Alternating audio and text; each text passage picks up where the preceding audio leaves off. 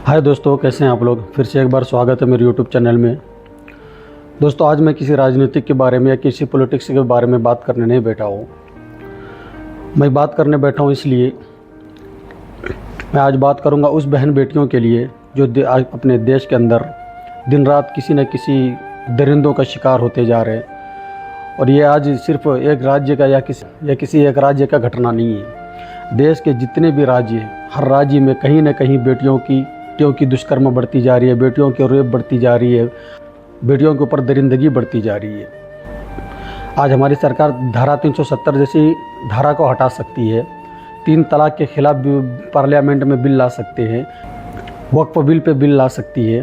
तो क्या एक बहन बेटियों के लिए, देश की बेटियों के लिए एक बिल नहीं ला सकती है? जिस तरह देश में आज रेप की घटनाएं बढ़ती जा रही है।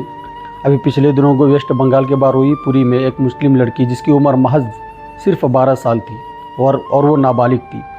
वो बच्ची घर से बाहर निकलती है और अपने दोस्तों की, अपनी सहेलियों की बर्थडे पार्टी में कुछ गिफ्ट लेने के लिए जाती है। वहाँ पे किसी दरिंदे के उन पे नज़र पड़ती है, उनको बहला फुसला के कहीं दूर लेके चले जाते हैं ऑटो में बिठा के। फिर उस बच्ची को 2 दिन वो छुपा के रखते हैं। 4 दरिंदे मिल के उनकी रेप करते हैं। बाद में उनकी हत्या हो जाती है और हत्या होने के बाद में उस बेटी को उन्हीं के घर के बगल में फेंक के चले जाते हैं।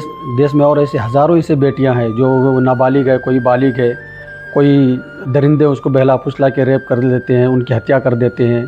कोई राह चलते लोग उसको उठा के किडनैप कर लेते हैं, उनकी हत्या कर देते हैं, रेप कर देते हैं। तो इस विषय पे अगर हमारी सरकार कानून लेके आए कि अगर कोई भी दोषी, कोई भी मुजरिम अगर रेप करता हुआ पकड़ा जाए और दोषी करार पाया जाए, अभियुक्त करार पाया जाए, तो उनको कुछ नहीं, सीधा 1 महीने के अंदर उनकी फांसी होनी चाहिए। इस तरह का अगर कानून अगर आज हमारे देश में आ जाए तो शायद उन दरिंदों के दिलों में डर पैदा हो सके। कोई व्यक्ति अगर किसी बेटी का यौन शोषण करता हुआ पकड़ा जाए, उनको छेड़ता हुआ पकड़ा जाए, उनको कम से कम 10 साल की सज़ा होनी चाहिए। इस तरह का कानून अगर हमारे देश में बने तो शायद हो सकता हो कि जितने दरिंदे आज रोडों में घूम रहे हैं ना, उनके दिलों में कुछ न कुछ डर जरूर बैठे। इसी विषय पे ये जितने भी रेप की घटनाएं बढ़ रही है आज देश में, सरकार तो चुप है। जो प्रशासन है, जो पुलिस प्रशासन है, कुछ ना कुछ उनके ऊपर कार्रवाई होती है, लेकिन जो एक कार्रवाई होनी चाहिए इन घटनाओं पे, वो कार्रवाई नहीं हो पाती है। बंगाल के बीजेपी विधायक दिलीप घोष जी कहते हैं कि वो जो बारुईपुरी में 12 साल मुस्लिम लड़की का अपहरण और रेप की घटनाएं हुई है, उनका कहना है कि वो मुस्लिम थी इसलिए इतनी शोर शराबा हो रही है, इसलिए इतना हो हल्ला मच रहा है। तो मैं उनसे कहना चाहता हूं कि नेताजी, बेटी चाहे किसी का भी हो, चाहे गरीब की हो, अमीर की हो, दौलतमंद की हो, या किसी की भी हो, हिंदू की बेटी हो, मुस्लिम की बेटी हो, आदिवासी की बेटी हो, बेटी तो बेटी ही होती है ना। हर माँ बाप को अपने बेटी का वही महत्व, वही इज्जत प्यारा होता है जो कि और अदर जाति के लोगों को या अदर कास्ट के लोगों को होती है। कोई भी बेटी हो, बेटी के खिलाफ देश में षड्यंत्र नहीं होना चाहिए और बेटी के खिलाफ कोई भी तरह का घटनाएँ सामने नहीं आना चाहिए। अगर इसी विषय पे देखा जाए, बहुत ऐसे जगहों में क्या होती हैं, कोई ऐसी लड़कियां होती हैं जो अपने चाल से, अपने षड्यंत्र से लड़कों को फंसा लेती है। इस विषय पे भी एक कानून बनना चाहिए कि कोई लड़की अगर गलत षड्यंत्र से किसी लड़के को फंसा के, झूठी आरोप लगा के, झूठी रेप का आरोप लगा के या झूठी कोई FIR करा के अगर उनको परेशान करना चाहते हैं तो उन बेटियों को भी सज़ा मिलनी चाहिए।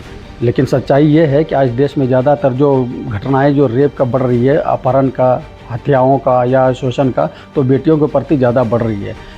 इस विषय पे पूरे देशवासियों का बस यही मांग है सरकार से कि इस विषय पे कमेटी गठित करें या पार्लियामेंट में इस चीज़ पे बिल लाए तो शायद देश की बेटियों का जो भरोसा है ना सरकार के प्रति, वो और भी बढ़ जाए।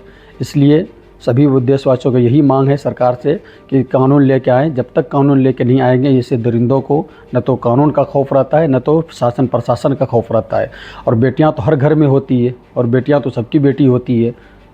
इसलिए सरकार को चाहिए कि इस घटना के ऊपर सोच विचार करें और पार्लियामेंट में इस षड्यंत्र के खिलाफ एक बिल लेके आएँ। धन्यवाद।